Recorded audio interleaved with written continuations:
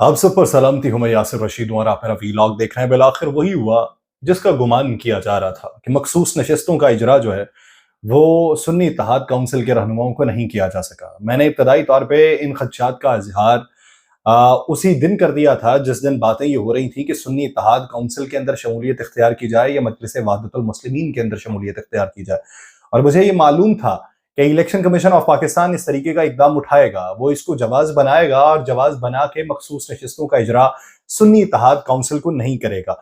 ये एक कानूनी नुक्ता है जिसके ऊपर वो फायदा उठाते हुए इलेक्शन कमीशन ऑफ पाकिस्तान जो है वो इसका फैसला उनके हक में कतई तौर पे नहीं करेगा।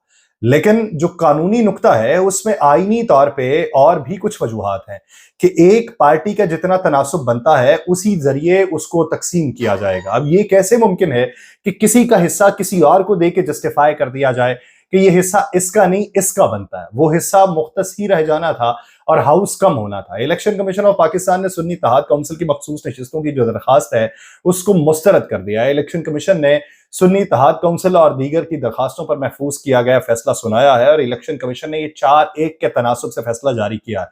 जबकि मेंबर पंजाब जो है बाबर हसन भरवाना, उन्होंने इख्तलाफी नोट लिखा है।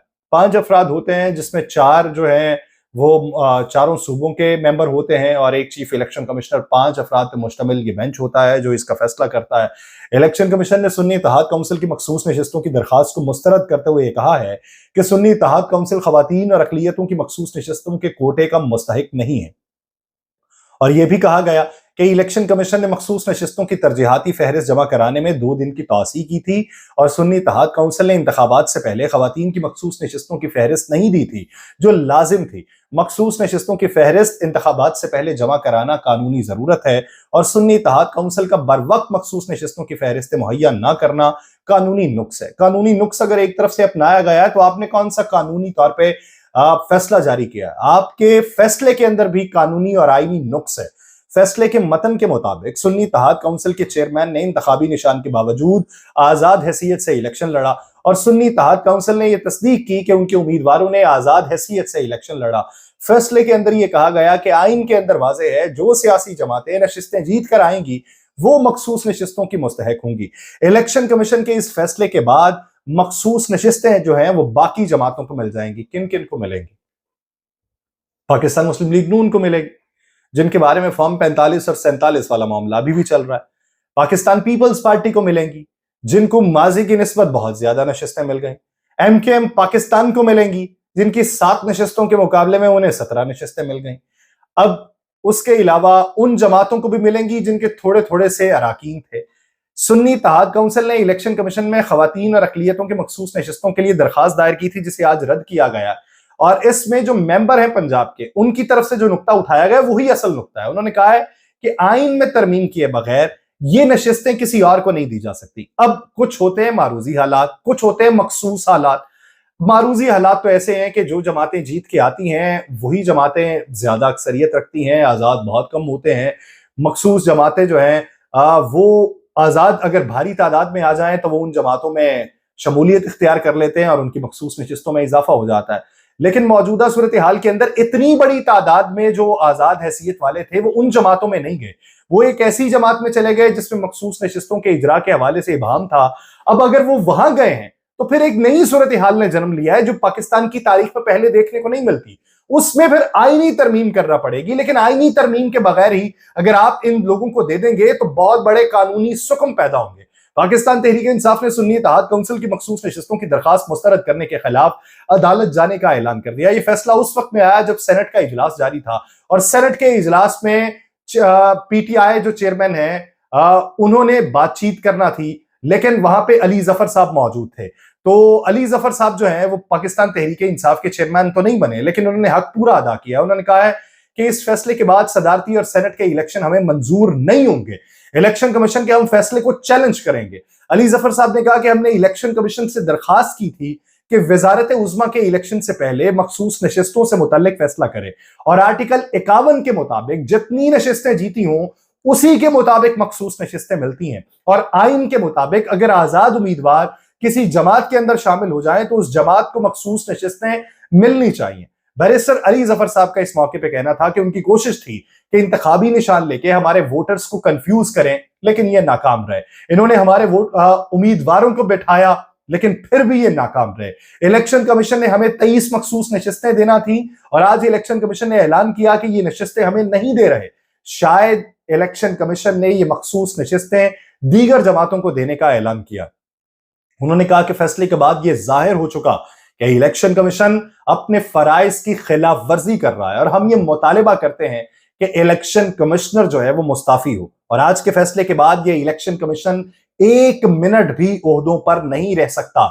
ये जितने लोग इसमें मौजूद हैं, मखसूस नशिस्तों से मुतल्लिक जब तक अदलिया का हतमी फैसला नहीं आता, उस वक्त तक सेनेट और सदारती इलेक्शन नहीं हो सकता। हम ये मुतालिबा करते हैं कि सदारती और सेनेट का इलेक्शन मुलतवी कर दिया जाए। इस फैसले के ऊपर रद्देमल देते हुए शुएब शाहीन साहब ने यह कहा कि इलेक्शन कमीशन के फैसले के खिलाफ हम अदालत जाएंगे। मखसूस नशिस्तों से मुतल्लिक इलेक्शन कमीशन का फैसला आइन और आइन के साथ साथ कानून की भी खिलाफ वर्जी है। शुएब शाहीन साहब ने इस मौके के ऊपर यह कहा कि इलेक्शन कमीशन की ना नीयत दुरुस्त है और ना ही फैसला दुरुस्त है।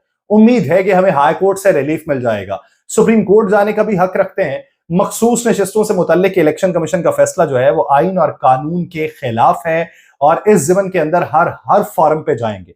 अब यहां पे सवाल ये पैदा होता है कि चले मान लिया कि आजाद उम्मीदवार जो थे वो सुन्नी इत्तेहाद काउंसिल में शमूलियत इख्तियार नहीं कर सकते क्योंकि सुन्नी इत्तेहाद काउंसिल के प्लेटफॉर्म से कोई एक शख्स भी नहीं जीता हुआ, ये मान लिया, ये कानूनी तौर पे है, वहां पे सवाबदीद इलेक्शन कमीशन की थी, मान लिया। लेकिन सवाल ये पैदा होता है कि एक पार्टी का अगर कोई चेयरमैन है, वो पार्टी रजिस्टर्ड है, उसका इंतखाबी निशान भी मौजूद है, और जब आजाद हैसियत में इंतखाबी निशान उन्होंने मांगा और अपनी पार्टी की तरफ से उन्होंने नहीं जमा करवाया, तो उस वक्त इलेक्शन कमीशन ने उन्हें क्यों ना कहा कि आपकी पार्टी रजिस्टर्ड है, आपके पास इंतखाबी निशान है, आप पार्टी के सरबराह हैं, तो आप आजाद हैसियत में किस तरीके से इलेक्शन में जा सकते हैं?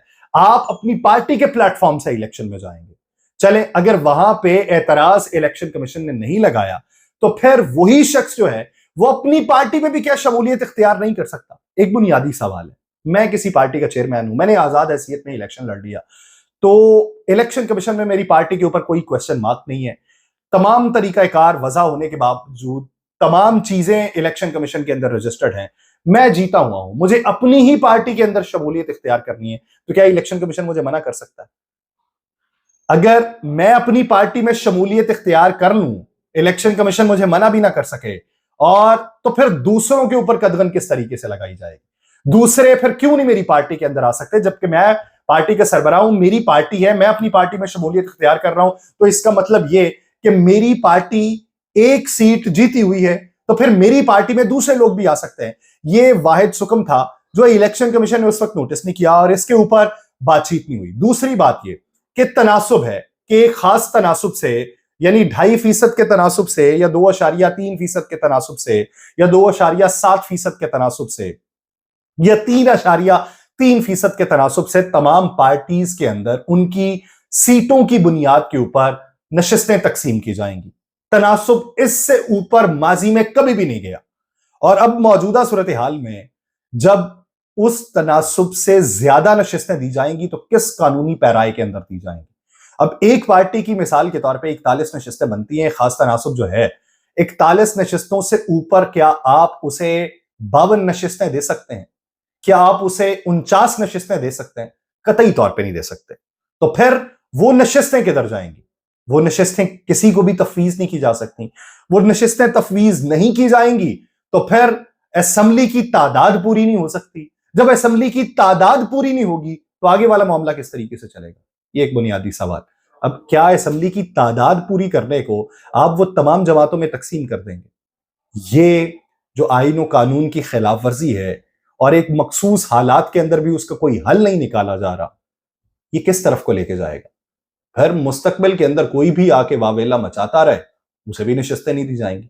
ये ट्रेंड सेट जो नया किया जा रहा है, ये भी हमें तबाही की तरफ लेके जाएगा। देखिए आने वाले दिनों में अदालतों के फॉरम के ऊपर इस केस को किस नजर से देखा जाता है। मुझे दीजिए इजाजत, अल्लाह निगहबान।